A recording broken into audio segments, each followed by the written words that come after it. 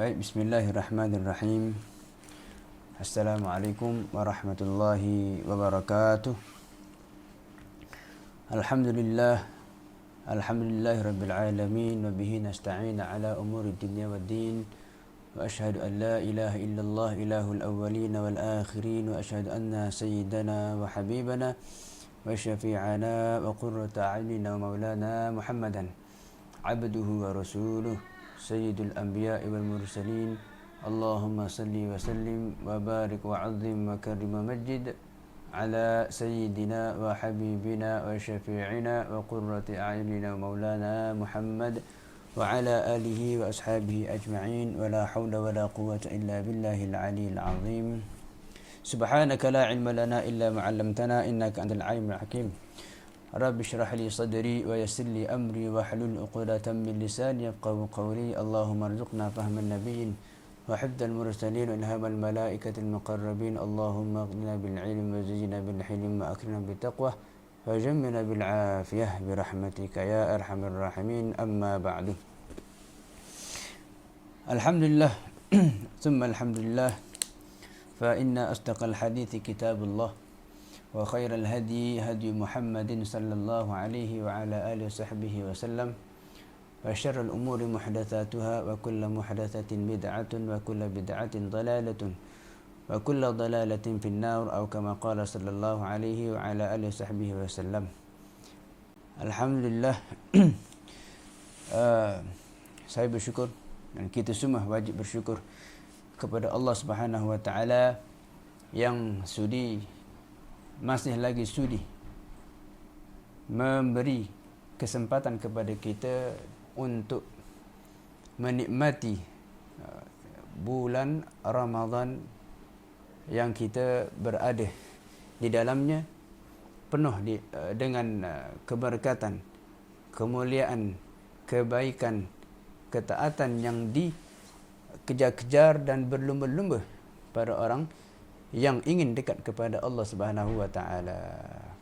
Maka saya kira ini adalah satu program yang kita beri nama sebagai Marah dengan Ilmu.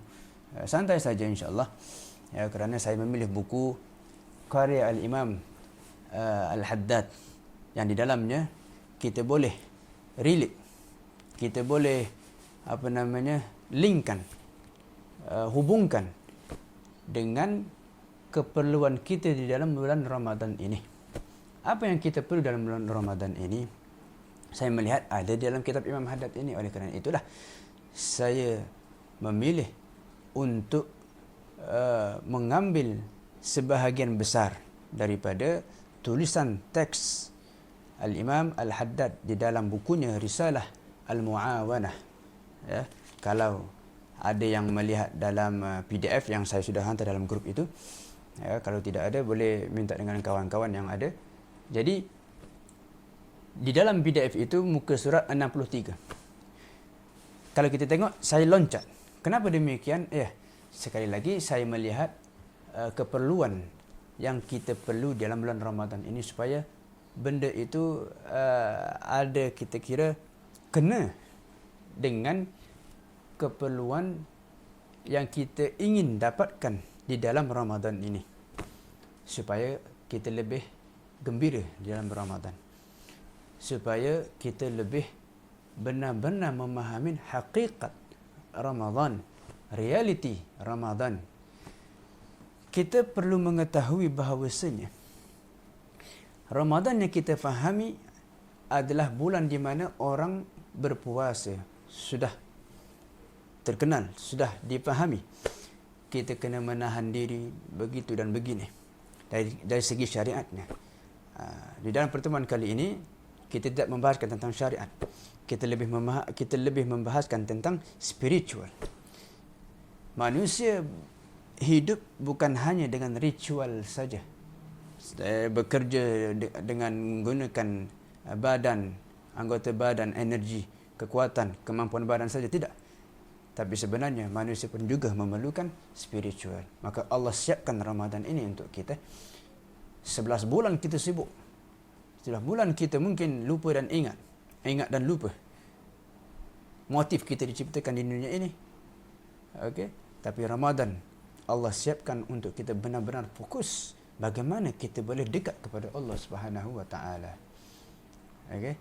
Jadi bagaimana untuk kita konsisten kedekatan kita dengan Allah Subhanahu wa taala? Bagaimana tu? Mestilah dasarnya dengan ilmu pengetahuan. Ya. Kerana saya kira tidak ada. Nanti kita akan masuk. Mungkin dalam malam keberapa itu, ya, tajuk sudah saya siapkan. Kita akan membahaskan tentang kepentingan ilmu pengetahuan untuk kita menjadi dekat kepada Allah. Maksudnya, meaning, kita tidak akan dapat mengenal, tidak dapat kekal, dan kita tidak akan mampu konsisten hubungan kita dengan Allah kalau tidak ada dasar ilmu pengetahuan dengan baik. Okey, begitu pula dengan ibadat kita. Kalau kita beribadat tanpa ilmu, ya, ulama mengatakan mardud wala tuqbalu. Tidak akan diterima. Bahkan ditolak oleh Allah Subhanahu wa taala. Pertemuan kita kali ini apa tajuknya? Saya jadi lupa dah. Tajuk kita pada malam ini adalah apa nama itu? Jalan selamat bagi mukmin dari segala fitnah. Jalan selamat dia bagi kita semua orang yang mengaku sebagai mukmin dari segala fitnah yang berlaku. Kita sekarang ini berada dalam zaman fitnah. Luar biasa fitnahnya. Luar biasa. Ya, semua maklumi benda tu. Ustaznya, peniaganya, lelakinya, perempuannya, luar rumah, di dalam rumah, suami, isteri, seorang ibu, seorang ayah, seorang anak, tidak terlepas pada zaman ini daripada fitnah. Maka jalan selamatnya dengan berpegang teguh pada wahyu ilahi. Apa itu wahyu ilahi? Dua. Yang kita fahami, umumnya kita tahu Al-Quranul Karim. Tapi ada satu lagi. Itulah hadis Rasulullah SAW. Al-Kitab was Sunnah. Inilah malam ini kita ingin bahaskan. Bab yang pertama dalam malam pertama ini. Berpegang teguh dengan kitab dan sunnah Rasulullah SAW. Maka kita akan lebih dekat, lebih kenal kepada Allah Subhanahu wa taala. Okey? Mungkin ada yang nak minum teh ke, nak minum kopi ke, silakan. Saya pun tak nampak juga depan ni, ya.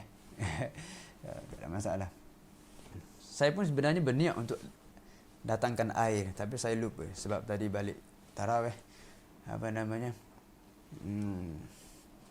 dengan mustajilan dalam keadaan terburu-buru.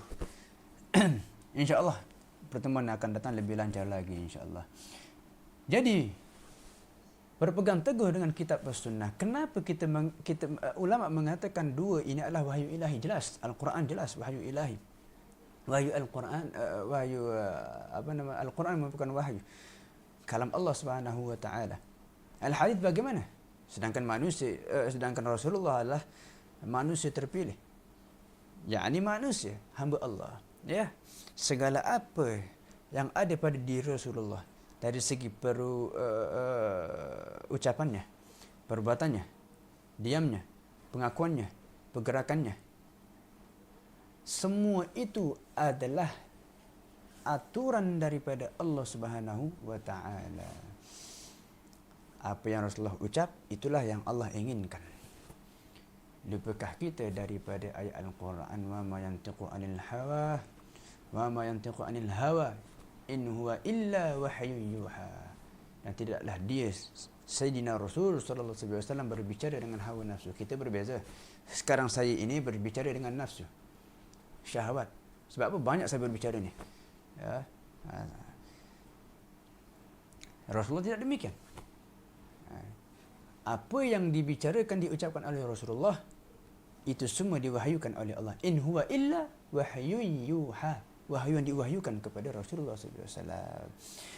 Jadi wahyu kita ada dua, dan mesti kita jaga wahyu ini. Bagaimana kita menjaga? Macam yang kita realisasikan pada malam ini.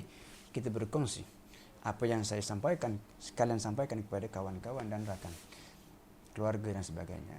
Di situlah kita dapat menjaga warisan daripada Rasulullah sallallahu alaihi wasallam, legasi itu.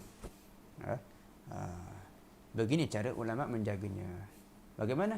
Lisan dengan lisan. Lebih hebat daripada catatan. Ya. Lebih hebat daripada kita menulis ilmu itu. Kerana apa? Lisan dengan lisan ini lebih meyakinkan, lebih terpercaya dia punya sumbernya.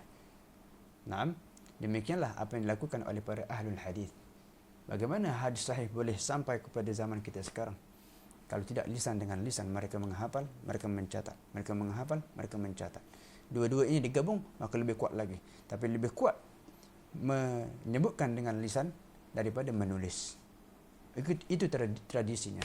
Maka lestarilah warisan ilmu ini daripada baginda Nabi, sahabat dan seterusnya kepada kita. Kata beliau bitamassuk. Di dalam kitab ini beliau menggunakan kalimat, kalau kita tengok dalam PDF yang saya hantar dalam buku ini, dia menuliskan wa alaika wa alaika wa alaika. Metodologi yang digunakan oleh Imam Al-Haddad di sini adalah seakan-akan dia berbicara dengan kita. Maksudnya apa? Imam Al-Haddad menginginkan kita merasa dekat dengan beliau seakan-akan seorang ayah menasihati seorang anak. Maka beliau menyebutkan dalam kitab beliau, wajiblah olehmu, perlulah olehmu, hati-hatilah, waspadalah olehmu. Supaya kalau kita bercakap dengan hati ke hati, maka masuklah hati ke hati tadi ilmu tu. Faham tu? Apa kata beliau?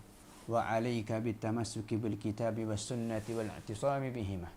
Mesti berpegang teguh dengan kitab was sunnah. Ya. Ramadan ini untuk kita lebih gembira. Banyak orang melihat Ramadan ini tempat untuk dia betul-betul buang wit, buang wang, segala harta dia sanggup untuk infak luar biasa. Ini taat nama dia, tapi ada juga maksud dalam Ramadan yang kita tidak sedari. Apa itu? Saya membaca dan saya melihat sebahagian podcast, sebahagian ahli ataupun pakar menyebutkan statistik yang mereka sudah meneliti bahawanya puncak orang berniaga itu pada bulan Ramadan. Sedangkan realiti Ramadan itu kita dianjurkan, kita dituntut untuk menahan diri. Tapi kenapa waktu kita menahan diri itulah kita lebih banyak mengeluarkan dan lebih banyak sisa makanan dibuang pada bulan Ramadan. Itu tadi, tidak berpegang dengan Al-Quran dan Sunnah dengan baiknya. Kita tidak betul-betul mengikut Rasulullah SAW. Kenapa? Kerana keduanya ini adalah agama Allah yang lurus. Itulah Al-Quran dan Sunnah. Di dalam Al-Quran dan Sunnah, isi dia apa? Isi dia itu adalah penjagaan untuk kita. Allah tidak membebankan kita. Ya, Allah suruh kita tahan diri sebulan saja. 11 bulan yang lain apa yang kita lakukan? Bebas. Apa yang dilarang oleh Allah kepada kita dan apa yang Allah halalkan kepada kita, yang Allah beri, boleh kau lakukan, lebih banyak daripada Allah larang. Berapa banyak yang Allah larang? Sikit saja. Tapi yang sikit itulah sulit untuk kita tinggalkan. Subhanallah. Sebab itu perlu kesedaran. Untuk mendapatkan kesedaran itu daripada mana? Ilmu pengetahuan. Ilmu ini akan mendorong kita. Ya. Maka spiritual kita akan hidup di bulan Ramadan. Maka kita lebih fokus, hati kita lebih tenang dengan Allah Subhanahu wa taala. Dan jalan yang lurus di dalam Al-Quranul Karim, hadis Nabi, ada arahan, ada irsyad, petunjuk kepada kita. Peganglah benar-benar Al-Quran dan Sunnah ini. Bila lagi? Ya kan? 24 jam kita diberikan oleh Allah Subhanahu wa taala. Bilakah kita benar-benar mengkaji, meneliti kalam Allah, kalam Nabi? Benar-benar kita teliti. Jangan semuanya, kita tidak mampu. Kita bukan ulama, ya kan? Tapi ambillah beberapa minit ataupun beberapa persen yang kita mampu untuk kita jadikan itu sebagai lampu di dalam hati kita. Kerana hakikat ilmu, realiti ilmu adalah cahaya. Realiti ilmu adalah cahaya. Maka cahaya ini akan membantu kita mengenal Allah Subhanahu wa taala. Ilmu pengetahuan. Demikianlah yang kita realisasikan pada malam ini, setengah jam sejam insya-Allah. Tak lama. Kata dia, man akhadha bihi ma salimah. Siapa yang mengambil, berpegang, membawa betul Al-Quran dan Sunnah ini, salim, pasti selamat. Wa ghanim, dia akan beruntung. Wa rasyad, dia akan diarahkan dan dijaga oleh Allah. Wa unsimah, dan pasti dia itu akan diperhatikan oleh Allah segala pergerakan dia, insya-Allah. Insya-Allah. Selama mana kita ini manusia, kita pasti ada kesalahan. Namun kesalahan itu kita tidak menjadikan sebagai alasan untuk kita lebih dekat kepada Allah Subhanahu wa taala. Kita kata aku malu nak pergi masjid, nak berpuasa, nak belajar ilmu kerana aku begini-begini. Itu bukan alasan, tapi itu adalah nafsu yang seringkali mengheret kita untuk mengikut dengan bisikan syaitan. Bukankah kita kalau kita pergi kita lebih dekat dengan Allah? Begitulah cara kita menekan hawa nafsu kita, menyuci diri kita. Kita mesti ingat tu, kehidupan kita tidak lama.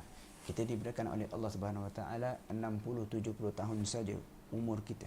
Siapa yang kata? Rasulullah SAW mengatakan dalam hadis, hasaru ummati ma baina 60 wa 70 wa aqalluhu man yajuzu dhalik. Umat aku ini umurnya tak lama, 60-70 saja. Maksud 60-70 itu maksudnya tidak lama, bukan mesti 60-70, tidak. Tapi yang sampai umur yang 60-70 itu sikit je, kata Rasulullah. Kebanyakan yang kurang daripada itu sudah meninggal. Banyak kawan-kawan kita sudah meninggal. Yang seumur kita, seumur tuan-tuan, banyak sudah meninggal. Tapi jadilah kita orang yang cerdas. Siapakah orang cerdas menurut Rasulullah SAW? Siapa? Apakah dengan dia mendapatkan predikat tinggi di universiti? Apakah dia itu memiliki definisi kecerdasan itu adalah dengan melihat apa yang ada pada diri dia daripada harta? Ataupun kuantiti penulisan buku mereka? Apakah itu definisi cerdas? Boleh jadi sebagian orang memiliki pemikiran berbeza. Apapun itu, kita mesti kembali kepada kita punya formula. Kita orang Islam, kita ada formula kita sendiri. Kita ada rumus kita sendiri. Dengan rumus ini kita guna, kita akan menemukan jawapan yang benar. Itulah Rasulullah SAW. Apa kata Rasulullah? Al-Kayyisu, orang yang cerdas, jenius itu. Siapakah orang jenius itu? Siapakah orang cerdas itu? Mandana nafsahu, orang yang mempersiapkan dirinya. Wa amila lima ba'dal maut. Persiapan itu dia beramal untuk kehidupan dia setelah kematian. Apakah kehidupan setelah kematian? Kehidupan akhirat. Kehidupan akhirat pertama adalah ketika mana kita ditarik roh kita. Kita mati, masuk ke dalam alam barzakh. Itu adalah tempat tinggal kita. Yang pertama disebut sebagai transit saja sebelum kita benar-benar pergi kepada alam abadi. Nah, itulah orang yang cerdas. Orang yang cerdas itu selalu mempersiapkan diri dia. Begitu pula Ramadan ini. Persiapkanlah Ramadan ini. Maka nescaya 11 Ramadan yang selebihnya kita akan mendapatkan kebaikan dia. Itu ucapan guru saya, Al-Allamah Al-Habib Saleh bin Hamad Al-Idrus hafizahullah. Mudah-mudahan Allah panjangkan umur beliau. Beliau mengatakan siapa yang berjaya, sukses tadi tu. Apa maksud sukses menurut Rasulullah? Menurut Rasulullah, orang sukses adalah orang yang siap diri dia untuk kehidupan setelah kematian. Jadi orang yang mampu mempersiapkan diri dia setelah untuk kehidupan setelah kematian, maksudnya di bulan Ramadan ini, maka dia akan sukses di bulan-bulan lain, insya-Allah, dengan izin Allah. Nah, jadi itulah perlunya kita berpegang teguh dengan Al-Quran dan Sunnah. Mesti kita remind balik. Mungkin terkadang kita lupa, mungkin terkadang kita mendengar tidak masuk. Yang mudah-mudahan kali ini masuklah. Jadi orang yang jauh daripada kedua ini, iaitu wa man hada anhuma, siapa yang jauh daripada Al-Quran dan Sunnah, pasti nescaya dalla, sesat dia. Wa nadima, menyesal. Wa halaka, hancur hidup dia. Wa qusima, binasa. Maka kata Imam Haddad, faj'alhuma hakimain, jadikanlah Al-Quran dan Sunnah ini sebagai hakim. Kalau kita pergi mahkamah, ada hakim. Kita nak mencarikan jawapan. Macam mana jawab masalah aku ini, problem yang aku hadapi ini, macam mana perlu diselesaikan? Hakim menghakimi. Jadikanlah Al-Quran dan Sunnah sebagai orang yang menghakimi kehidupan dan urusan kita. Itu kata beliau, Al-Imam Al-Haddad, bukan kata saya. Ya. Disebutkan Imam Al-Haddad ini Syekhul Islam juga. Wa mutasarrifin, sebagai pengurus kehidupan kita. Maka kembalilah kita kepada Al-Quran dan Sunnah di dalam setiap urusan kita, dalam melaksanakan wasiat Allah dan wasiat Rasulullah SAW. Apa kata Allah dalam Al-Quran? Ya ayyuhalladzina amanu, wahai orang yang beriman. Bermakna orang yang mengaku dia beriman, ini beriman dengan ayat ini. Apa kata Allah? Ati'ullah, taatlah Allah. Taatlah Allah. Macam mana kita mentaati Allah? Apa yang kita buat malam ini adalah bentuk ketaatan kita kepada Allah Subhanahu Wa Taala. Ilmu mesti tu, ya. Dan kita tidak mengatakan ilmu semata-mata, tapi spiritual. Untuk kita mendapatkan spiritual ini tidak dapat begitu saja. Ya, kita berhayal, kita merenung, begitu saja tidak dapat. Ya, kita mesti mengkaji. Inilah kita buat dalam program kita kali ini. Bila mana kita mengikut apa yang telah Allah aturkan, Allah bebankan itu ke atas diri kita, menunjukkan kita benar-benar taat kepada Allah, pasrah, meletakkan segala sesuatu yang kita miliki dalam kehidupan kita kepada Allah. Bukankah Allah bergembira? Kita sebagai bos, kita kata buat ni, semua ikut. Apa hati kita? Oh, aku merasa hebat. Sebab apa? Orang bawahan aku ikut. Begitulah yang diinginkan oleh Allah. Allah memiliki kesombongan. Kita tidak boleh memiliki kesombongan. Maka kita mesti jadikan Allah itu, membesarkan Allah dalam hati kita. Macam mana? Dengan ini kita benar-benar tunduk kepada apa yang Allah perintahkan kepada kita. Ati'ullah, taatlah kepada Allah. Wa ati'ur Rasul, begitu juga dengan Rasulullah SAW. Kalau Rasulullah, bukan sebab kalau kita ikut kemudian Rasulullah sombong, tidak. Tapi dengan kita ikut Rasulullah, Rasulullah bersyukur, ya Allah, apa yang aku sampaikan pada umat aku, dia ikut. Bercahaya Rasulullah melihat kita mentaati apa yang telah disampaikan oleh Rasul sallallahu alaihi wa ala alihi wasallam. Naam. Wa ulil amri minkum, dan juga para pemerintah kita, selama mana dia tidak memerintahkan untuk kita melakukan maksiat, selama itu kita mesti perlu untuk mentaati mereka. Meskipun fasik. Meskipun mereka fasik. Kalau dia tidak menyuruh kita untuk melakukan perkara yang kontradiksi dengan apa yang digariskan oleh syariat, selama mana dia tidak memerintahkan, maka kita mesti mengikut untuk menjaga keamanan kita sendiri dan orang ramai. Naam. Fa in tanaza'tum fi syai'in, kalau kita ada masalah dalam sesuatu, kata Allah. Fa in tanaza'tum, kalau kamu ada perselisihan, ada masalah dalam sesuatu benda, ikutlah. Allah menyebut fi syai'in. Allah tidak menyebutkan fi syai'i dengan ada alif lam ta'rif. Tidak. Allah menyebut secara umum nakirah, syai'in, di dalam suatu apapun, suatu hal. Kalau kamu ada masalah, apa kata Allah? Farudduhu, kembalikanlah masalah yang kita ada dalam kehidupan kita ilallah, kepada Allah. Tapi kebanyakan kita ini bila ada masalah, kita belum kembali kepada Allah. Belum. Kebanyakan kita itu mesti merungut dulu. Kita memaki-maki dulu. Kita mengamuk dulu. Ya kan? Kata Allah, kembali dulu. Itu dia punya sistem dia sebenarnya. Okey, itu dia punya filosofi kehidupan kita sebagai orang Islam, demikian falsafahnya. Faham di sini? Saya rasa mudah untuk faham, ya. Setelah kita kembali kepada Allah, kembali pula kepada Rasul war rasuli. Macam mana? Tengok macam mana Rasulullah menyelesaikan sesuatu hal. Macam mana Rasulullah ajarkan kepada kita sabar, tenang, berfikir dengan waras. Kita tidak akan mampu berfikir dengan waras kalau kita dalam keadaan masih marah. Kembali kepada Allah dulu.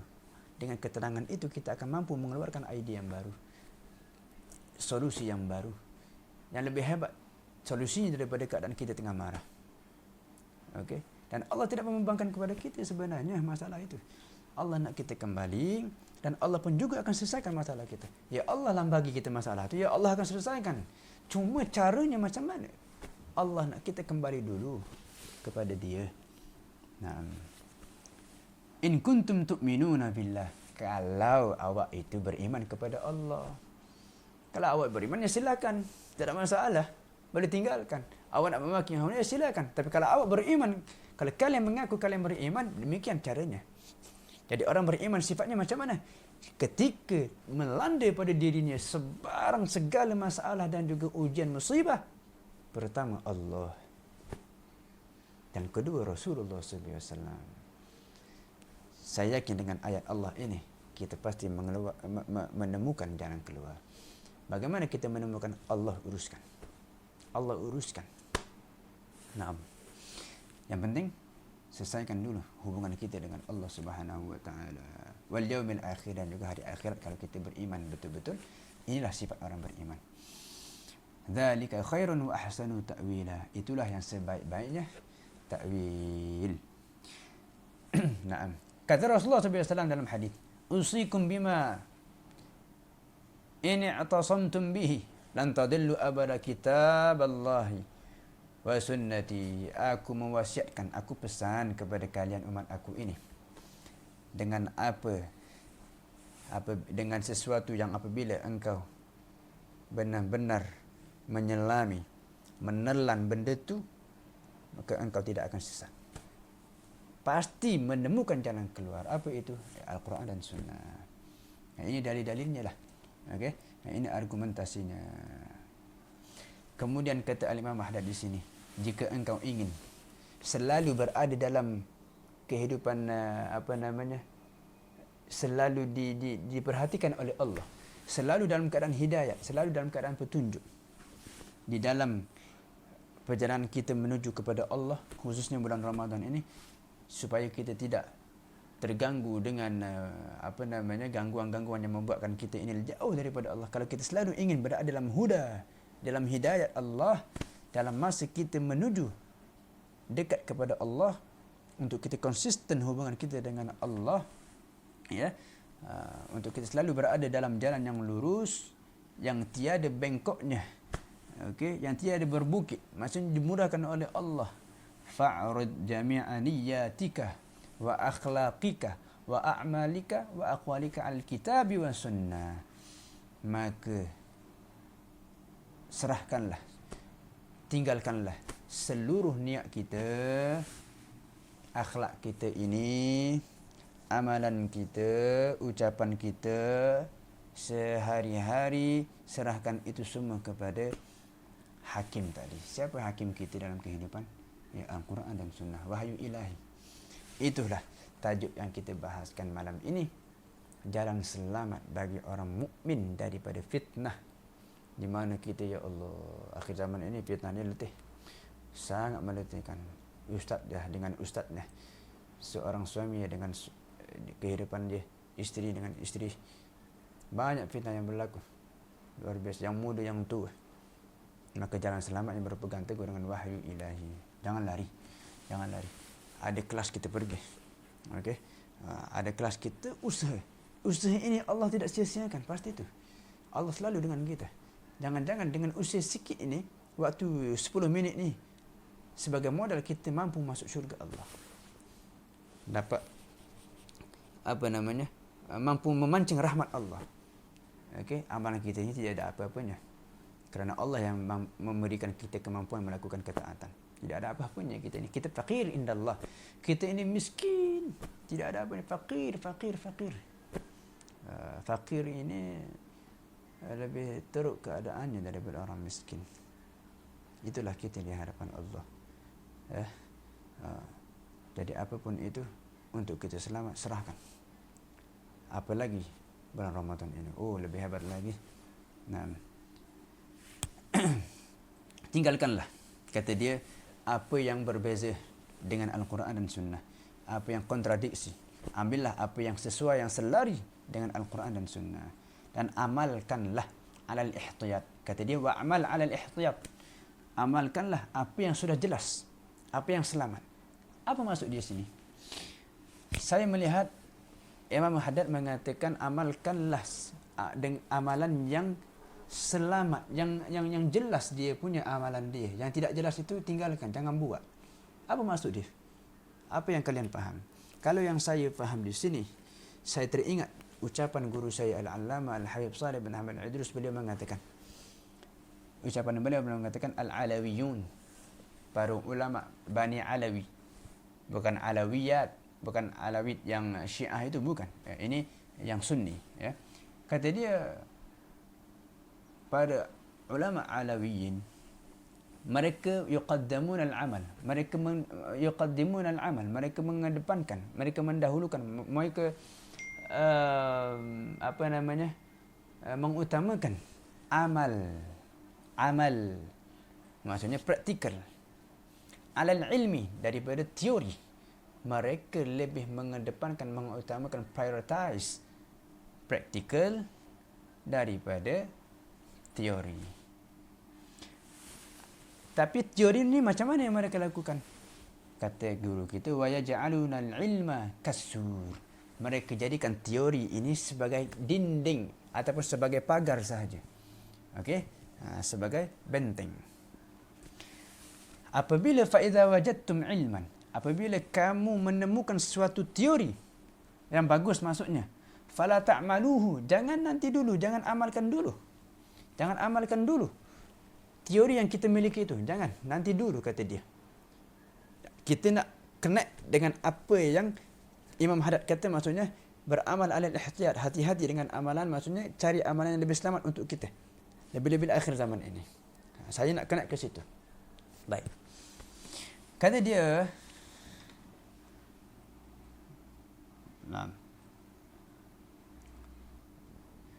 kata guru kita itu, jangan amalkan dulu satu teori yang kalian jumpa. Tapi macam mana? Hatta wajadtum aslafakum ayya'maluhu. Boleh kamu nak amalkan. Tapi kalau kamu menemukan orang-orang terdahulu sudah mengamalkan teori yang kita temukan, ilmu yang kita jumpa, ilmu yang kita pelajari ini, kalau ada kita punya salaf kita dulu mengamalkan, okey, kata dia fa'maluhu. Kata Habib Saleh, amalkan untuk selamat. Kerana apa? Para salaf adalah kita punya pegangan, ikutan. Wa illam ya'maluhu, jika teori yang kita temukan ini, ilmu yang kita temukan ini, mereka tidak amalkan. Okey, ulama kita tengok mereka tidak amalkan, fala ta'malu, jangan kita amalkan. Meskipun kita melihat itu betul. Supaya apa? Ihtiyati, hati-hati dalam amalan kita.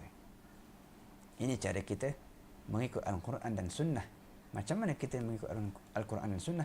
Mengikut orang yang mengamalkan Al-Quran dan Sunnah. Siapa itu? Ya, orang-orang soleh, para salaf kita, para ulama kita terdahulu.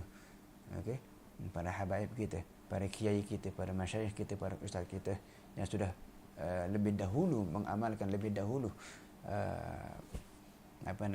berpengalaman di dalam masalah agama.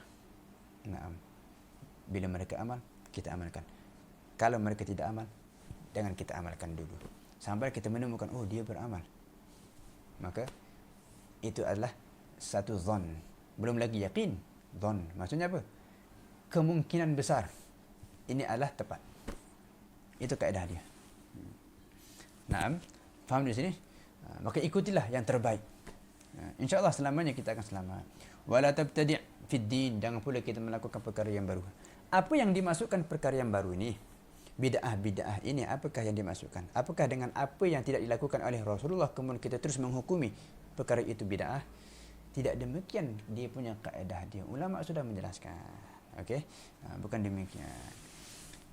Tapi apa yang benar-benar kontradiksi dengan syariat, dengan Al-Quran, dengan hadis, okey, tidak ada dia duduk di bawah naungan mana-mana nas, maka itu adalah bid'ah. Benar-benar kita melakukan perkara yang baru, maka itu adalah haram. Okey, maka itu adalah kesesatan. Contoh macam mana? Sekarang banyak maulid. Kita tidak mengharamkan maulid. Maulid adalah harus dan boleh menjadi sunnah apabila di dalamnya itu membaca Al-Quran, kita membaca sirah Nabi dan sebagainya. Dan ulama sudah menghukumi sunnah lah. Pada asal hukum harus. Okey. menjadi sunnah kerana di dalamnya terisi segala ketaatan. Baik.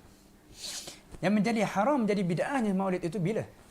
Bila mana bid'ah, bila mana berlakunya di dalam maulid tadi itu orang berjoget, perempuan dan lelaki, ada yang hisap rokok dan sebagainya. Bahkan lagu yang digunakan itu menyebabkan orang hilang daripada objektif utama maulid dicipta. Maulid dicipta untuk mengenal Rasulullah SAW. Kita menceritakan sirahnya, manaqibnya, syama'ilnya, tentang rambutnya Rasulullah, tentang mukanya Rasulullah, tentang badannya Rasulullah, tentang kehidupannya Rasulullah sallallahu alaihi wasallam. Tapi malah kita mengotorinya dengan joget-joget. Kita mengotorinya dengan lagu-lagu dandut. Subhanallah. Ya, banyak berlaku ni. Ini yang bid'ah. Ini yang haram. Kalau ada ulama memfatwakan boleh, maka hati-hati dengan fatwa itu. Kerana dia jelas.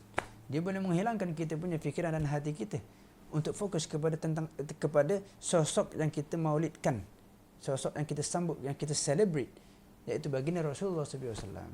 Kebanyakannya kita ini melihat siapa yang berceramah, bukan kepada inti ceramah tadi itu. Oh, yang ceramah ini menarik perhatian, kita suka. Ini bahaya. Itulah yang bid'ah yang dimaksudkan, dan banyak lagi. Al-Imam Ahmad, Al-Imam Ghazali mengatakan dalam dia punya syair, pertama bid'ah berlaku apa? Kata dia, awalu bid'atin zahar fil Islam. Pertama kali bid'ah yang muncul di dalam Islam. Ini apa dia? Hiya at-ta'khiru an salatil jum'ah. Iaitu pergi Jumaat sembahyang lambat. Ini bid'ah yang pertama kata Imam Ghazali. Kita nampak biasa saja, tapi itu bid'ah di dalam Islam. Menurut Imam Ghazali, lambat pergi Jumaat. Sebab apa? Tadi malam tak tidur. Sebab Jumaat kan, kita di Terengganu ini Jumaat cuti. Jadi Khamis malam, kita habis-habisan kita keluar. Kita punya selama ini kita bekerja lama, tak boleh nak suka-suka. Akhirnya kita keluarkan malam Jumaat tu. Sehingga pagi besok subuh sulit untuk bangun. Kemudian salat Jumaat lambat. Jadi kita mesti disiplin lah. Ulama itu mengajarkan kita disiplin. Rasulullah mengajarkan kita disiplin. Jadi bid'ah itu kata Imam Haddad ada 3. Bid'atun hasanatun. Macam mana? Banyak contoh dia. Yang sudah ditunjukkan oleh para sahabat dulu. Bid'ah hasanah pertama kata beliau, contohnya beliau datangkan dia punya hujah. Apa itu? Apa yang telah dilakukan oleh para a'immah yang mendapatkan hidayah, maksudnya ulama yang salih, yang mana sesuai daripada selari sejalur dengan kitab dan sunnah. Apa itu? Seperti mengumpul Al-Quranul Karim, mushaf Abi Bakar. Sayyidina Abu Bakar mengumpulkan kepingan-kepingan yang ditulis Al-Quran, dijadikan satu mushaf, dipanggil mushaf Abu Bakar. Dan tidak sempurna sehinggalah kepada Sayyidina Uthman. Zaman Sayyidina Uthman, maka jadilah kita rasam Ismani. Zaman Rasulullah tidak boleh dan tidak ada tu. Tapi kenapa para sahabat lakukan? Apakah yang dilakukan oleh sahabat ini dalalah, sesat? Katanya bid'ah itu sesat, ya kan? Apa yang dilakukan oleh sahabat ini sesat? Tidak demikian juga. Kerana ada kreativiti dalam Islam untuk mengembangkan agama ini, dan inovasi itu perlu selama mana dia tidak melanggar garisan syariat tadi. Kita jangan sempit sangat, tidak boleh juga. Dan kita tidak boleh membuka juga, terlalu membuka. Maka Islam itu wasatiyah. Ini maksud dia. Apa lagi? Azan pertama hari Jumaat pada zaman Sayyidina Umar, kalau tidak salah, dan seterusnya banyak. Ini semua bid'ah hasanah. Ada pula yang kedua, bid'atun madmumatun. Apa itu bid'ah madmumatun? Saya ni kering juga lidah bercakap ni. Nak ambil air jauh. Siapa yang ada air minumlah. Kopi-kopi. Mana tahu ada yang beli. Balik tarawih minum. Bid'atun madmumatun. Bid'ah yang tercela. Tapi yang tercela ini bukanlah sesat, bukan kita menghukumi haram, tidak. Tapi tercela atas dasar untuk menjaga kezuhudan dan kewaraan, dan juga agar supaya kita merasa qanaah, merasa cukup, bersyukur dengan apa yang kita ada. Contohnya, bid'ah yang madmumah macam mana? Benda yang dilihat tidak bagus di sisi syariat. Apakah boleh tidak menjadi masalah, cuma dilihat tidak bagus, syariat mencelanya. Seperti katawassu'i fil malabis, memperbanyak dan bermewah-mewah dengan pakaian. Kita buka kita punya almari, dah macam kedai bandel. Kita boleh buka kedai satu, kedai baju kita. Tapi setiap kali nak pakai baju, apa kita kata? Tak ada baju lah. Orang Terengganu kata tak ada baju. Mana baju, tak ada baju nak pakai. Tapi kalau kita tengok dari hujung sana, hujung sini 2 meter, penuh baju kita. Macam mana ni? Ini bid'atun madmumah. Simple je, ya kan? Tapi mudah-mudahan itu boleh menegur hati kita. Itu tadi, bid'atun madmumah ini lebih dilihat untuk menjaga kezuhudan, kewaraan dan rasa qanaah kita. Dia tidak haram, okey? Dia tidak sampai menghukumi haram, tapi dicela, tidak bagus. Wal ma'akil, begitu juga dengan makan. Ramadan, subhanallah, tidak seperti kita 11 bulan yang sebelumnya. 11 bulan yang sebelumnya biasa je. Tapi masuk Ramadan, ya Allah, 10 jenis makanan ada atas meja. Mungkin habis, mungkin tidak habis. Kemudian tak nak makan dah. Besok macam mana? Basi, buang. Macam mana ni? Katanya menahan diri. Beginilah cara kita menahan diri. Apa itu? Bersabar atas nafsu kita. Okey? Allah tidak melarang untuk kita makan. Tapi kalau sudah berlebihan, demikian bahaya. Statistik mengatakan apa tadi? Pertama yang saya sebut di awal muqaddimah, bulan Ramadan lah bulan orang kemuncak perniagaan itu. Orang semua tuju di bulan Ramadan. Sebab apa? Orang akan beli. Orang akan beli punya. Mahal ke murah ke, orang akan beli. Ramadan kan? Itu. Padahal Ramadan sepatutnya lebih santai kita. Lebih tenang. Tapi kenapa duit yang kita keluarkan lebih banyak pada bulan Ramadan daripada bulan-bulan yang lain? Cuba kita buat perkiraan, calculation. Statistik yang kita tengok itu begitu.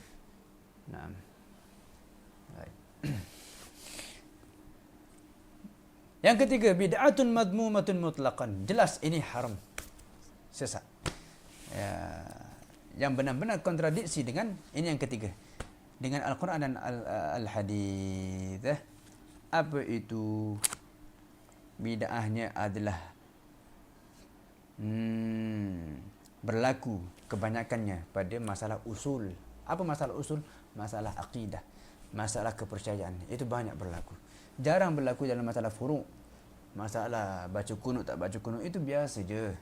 Tidak sampai kafir pun. Tidak sampai kafir pun. Yang ini buat begini, yang ini. Itu masalah mazhab. Masalah mazhab tidak menjadi masalah. Yang menjadi masalah ni masalah akidah. Ini yang banyak berlaku. Di sinilah bid'ah yang banyak berlaku. Sebab itu kata Imam Haddad di sini, tengok. Macam mana kita nak detect orang yang kita boleh ikut itu adalah orang yang benar, ustaz, ulama yang kita boleh ikut. Kata beliau di sini, wa kullu man lam yubaligh fi at-tamassuki bil kitab sunnah. Siapa orang yang tidak betul-betul berpegang kepada Al-Quran dan Sunnah. Macam mana tu? Walam yubadzil wus'ahu fi mutaba'ati ar-rasul. Orang yang tidak benar-benar memerah energi tenaganya untuk mengikut Rasulullah SAW. Orang yang mengaku dirinya memiliki kedudukan di sisi Allah Subhanahu Wa Taala. Okey. Ini orang, macam mana kita nak detect? Kata dia, nanti dia kata, fala taltafit ilaihi. Orang yang macam gini, dia bagi penjelasan dulu. Orang yang macam gini, orang yang tidak benar-benar pegang dengan hadis dan Al-Quran, okey, Dan dia menganggap diri dia itu, ya saya ustaz, saya ulama, saya mengkaji, saya hafal Al-Quran. Okey? Dan saya memiliki kedudukan di sisi Allah Subhanahu Wa Taala. Dia menyebutkan dalilnya, argumentasinya, nas-nasnya, bahawa orang yang hafal Al-Quran, orang yang belajar ilmu agama begini. Orang macam gini ni, katanya Imam Haddad, jangan peduli kepada dia. Okey? Dan jangan pula kita mendatangi dia. Tak perlu, kata Imam Haddad.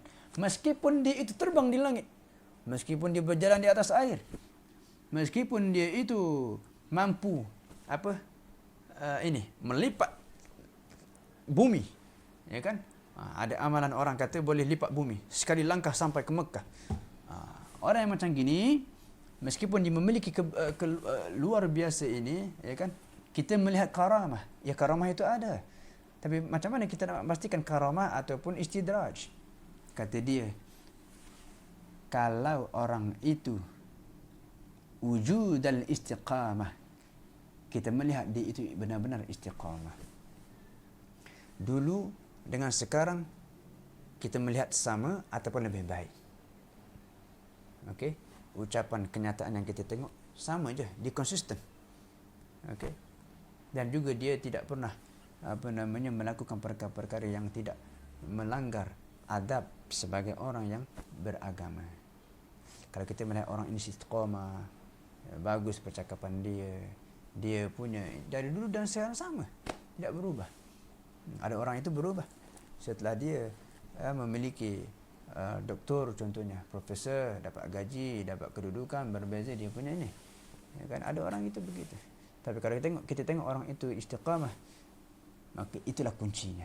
Maka kelebihan yang dimiliki itu adalah karamah. Maka boleh untuk kita menuntut dengan dia.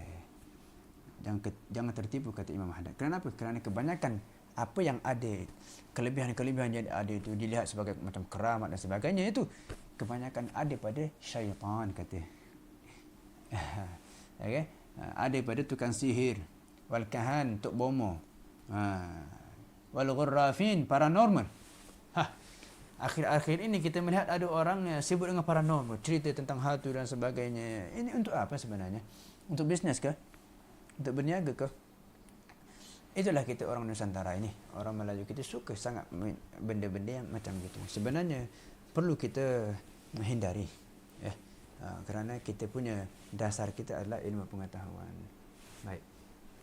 Dasar kita adalah ilmu pengetahuan.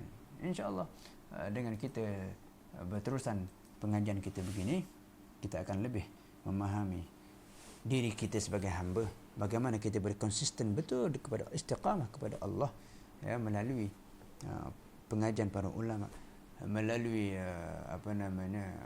amalan yang kita amalkan, apa yang sudah diamalkan oleh ulama-ulama kita sesuai dengan Al-Quran dan hadis sallallahu alaihi wa ala alihi sahbihi wasallam. Suatu saat Al-Imam Abu Yazid Al-Bustami rahimahullah, seorang alim dan wali. Ada orang alim, dia tidak wali, dan ada wali tidak alim. Yang hebat itu di mana? Dia adalah seorang alim. Menjadi alim, untuk menjadi wali mesti alim dulu, melalui tangga-tangga demikian. Tangga-tangga ini yang akan membuatkan dia itu lebih dekat kepada Allah. Sebab itu untuk kita dekat kepada Allah adalah dengan ilmu ini. Bukan kita terus meloncat menjadi seorang wali. Ini menjadi maghrur, tertipu sebenarnya. Okey. Jadi Al-Imam Abu Yazid Al-Bustami ini adalah seorang alim dan juga wali. Satu saat dia mendengar berita ada orang kata ini ada seorang ulama besar, ada seorang wali, alim luar biasa, pergilah berziarah sebagainya. Imam Abu Yazid Bustami pergi berziarah, beliau cari. Dia pergi cari sampailah ke tempat itu. Falamma kharaja faqa'ada lahu fil masjid. Kemudian dia pergi duduk di satu masjid, tunggu ulama itu keluar. Tunggu. Falamma kharaja. Kemudian dia melihat, ulama, ini yang dikatakan wali ni, orang alim ini. Saya nak pergi. Dia nampak. Tapi dia perhatikan dulu, tengok orang alim, ya. Dia observe dulu. Ini yang mesti kita lakukan. Kita tiru apa yang ulama kita lakukan. Dia tengok ulama tu, perhatikan. Bukan kita suudzon, bukan. Hati-hati. Kita nak mengambil agama daripada dia.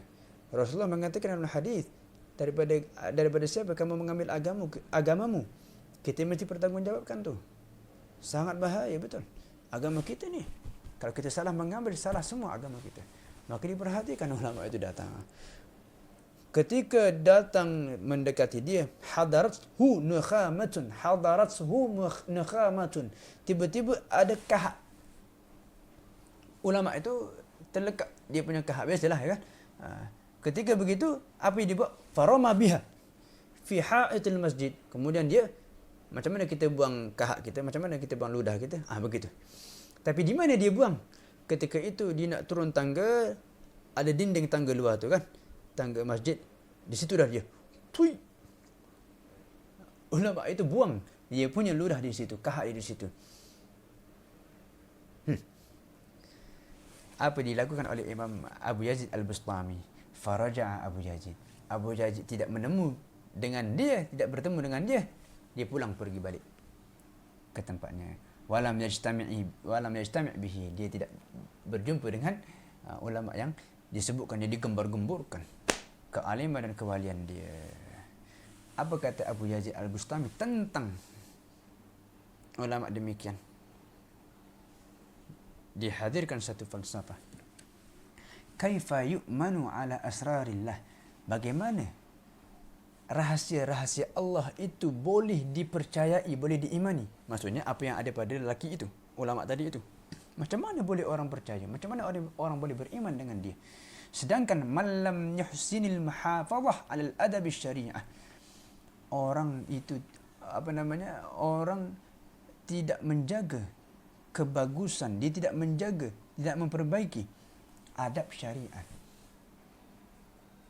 Dalam diri dia menghafal Al-Quran, menghafal hadis, dia membawa agama, pakai serban, pakai ini, tiba-tiba keluar masjid, dia meludah merata-rata.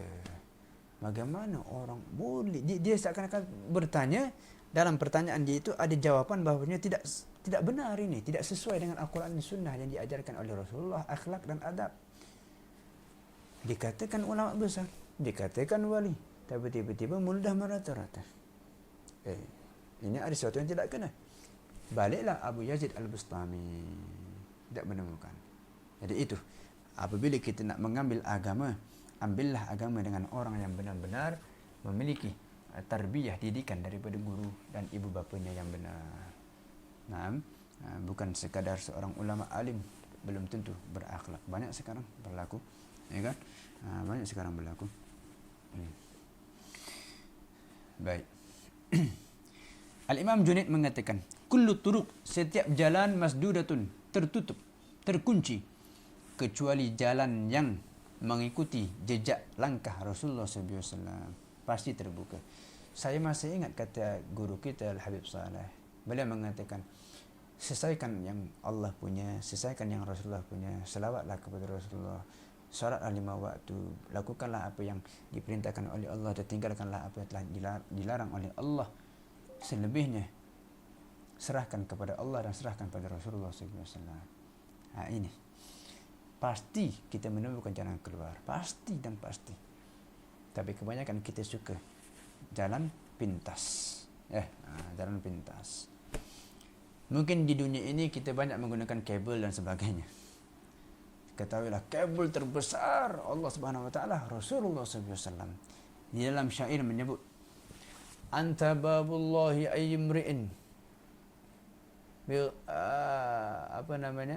engkau ini Nabi Muhammad, Nabi yang mulia, merupakan pintunya Allah. Man atahu bi ghairika la yadkhulu, orang yang tidak melalui daripada pintu ini, maksudnya Nabi Muhammad SAW, dia tidak akan mampu masuk ke dalam syurga Allah. Jadi Rasulullah adalah kunci utama. Jadi insya-Allah, kata Al-Imam Sahal terakhir, kata beliau, tidak ada penolong kecuali Allah. La mu'in illa Allah, wala dalil illa Rasul sallallahu alaihi wasallam. Tidak ada petunjuk kecuali petunjuk Rasulullah sallallahu alaihi wasallam. Wala zada illa taqwa, tidak ada bekal kecuali takwa. Wala amal illa as-sabru 'alaiha, tidak ada amal kecuali sabar ke atas amal. Kita nak beramal, kita mesti bersabar. Betul? Ya, susah untuk kita beramal. Tapi kata Allah Subhanahu Wa Taala, kata Al-Imam As-Sahal, kita bersabar. Memang letih untuk kita beramal, memang letih untuk kita meninggalkan maksiat. Sabarlah yang menjadi perisai utama. InsyaAllah dengan ini, kata Imam Sahal, dengan cara ini saya lihat kita mampu menjalani ibadah puasa kita dengan baik. Maka insyaAllah kita tutup dengan zikir pada bulan Ramadan yang biasanya kita baca. Semoga mendapat berkat. Dan insyaAllah kita bertemu di malam besok pada waktu yang sama 10.30 bersama kita. InsyaAllah ta'ala. Ashhadu an la ilaha illallah astaghfirullah as'alukal jannata wa na'udhu bika minan nar. Ashhadu an la ilaha illallah nastaghfirullah نسألك الجنة ونعوذ بك من النار. أشهد أن لا إله إلا الله نستغفر الله نسألك الجنة ونعوذ بك من النار. اللهم إنا رضاك والجنة ونعوذ بك من سخطك والنار. اللهم إنك عفو كريم تحب العفو واعف عنا يا كريم. Demikian yang boleh saya sampaikan. Assalamualaikum warahmatullahi wabarakatuh.